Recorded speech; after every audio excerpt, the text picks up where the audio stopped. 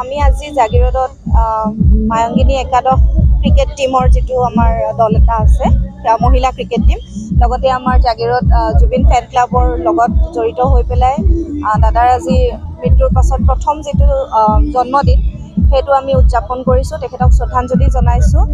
আমাৰ মাজত দাদা সদায় থাকিব, তেওঁৰ সৃষ্টিৰাজিৰে আমি সদায় তেওঁক স্মৰণ কৰি যাম আৰু লগতে অনাগত ভৱিষ্যততো আমি দাদাৰ হৈ বা দাদাৰ ইচ্ছা অনুসৰি কিছুমান কাম কৰিবলৈ যত্ন কৰিম। সেই অনুসৰি আজিও আমি নাহৰ পুলি গছ ৰোপণ কৰিছোঁ আৰু ভৱিষ্যতলৈও তেনেকুৱা ধৰণৰ আমি কামবোৰ কৰি যাম বুলি আমি প্ৰতিজ্ঞাবদ্ধ।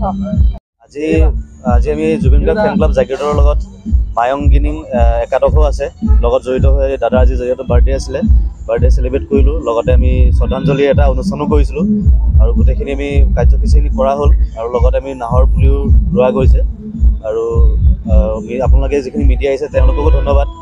আৰু দাদাৰ যিহেতু আমাৰ মাজত নাই, এতিয়া আমি দাদাৰ গান যিখিনি আমাক সৃষ্টি দি থৈ গৈছে আমি সেইখিনি এতিয়া আমি ভালকৈ ৰাখিব লাগে।